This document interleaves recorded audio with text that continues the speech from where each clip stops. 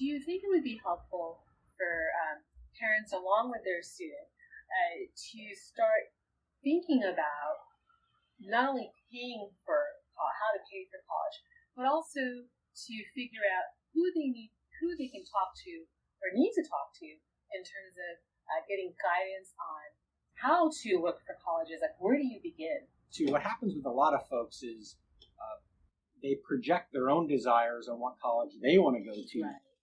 Rather than really focusing on what's best for their child in their particular circumstance. So it's really great to have an objective eye and someone who's an expert in that to guide them through that process.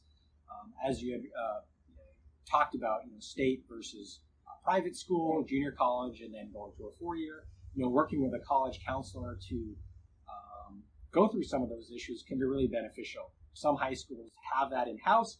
Sometimes you might need to hire someone outside of that, but the money is well worth it. And we actually work with someone who's an expert in that, who's helped a lot of our clients through those very same issues. Deciding on where you want your kids to go to college is one thing, but paying for it is totally another. There are a few different options as it relates to funding. One of the more common ones is the 529 plan.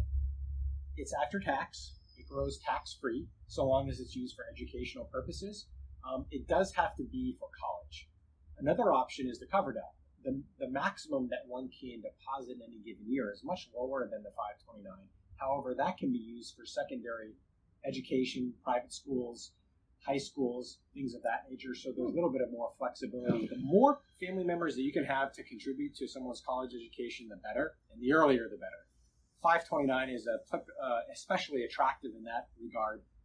The annual gifting exclusion is $14,000, so all of your relatives could have gifted $14,000 per year per child.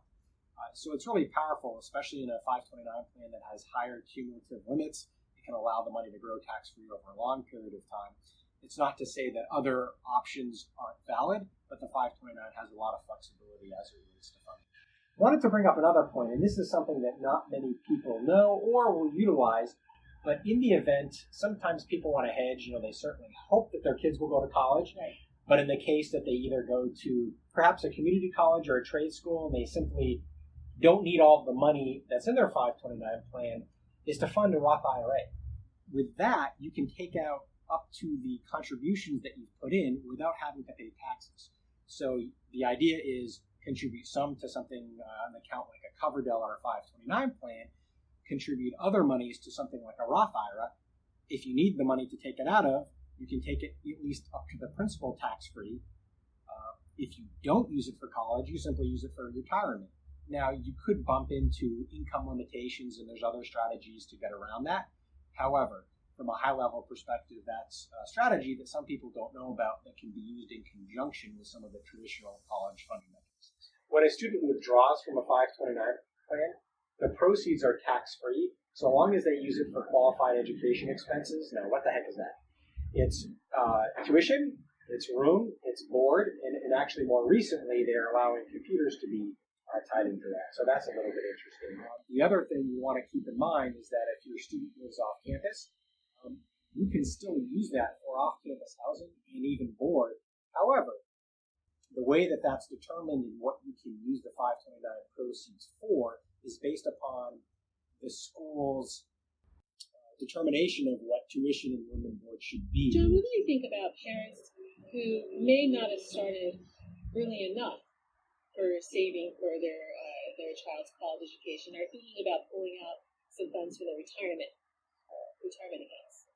I definitely would not recommend on anybody taking money out of their retirement account to pay for their child's education. As much as they want to be altruistic and help their kids, they can't take a loan for retirement, whereas your kids can take a loan for college.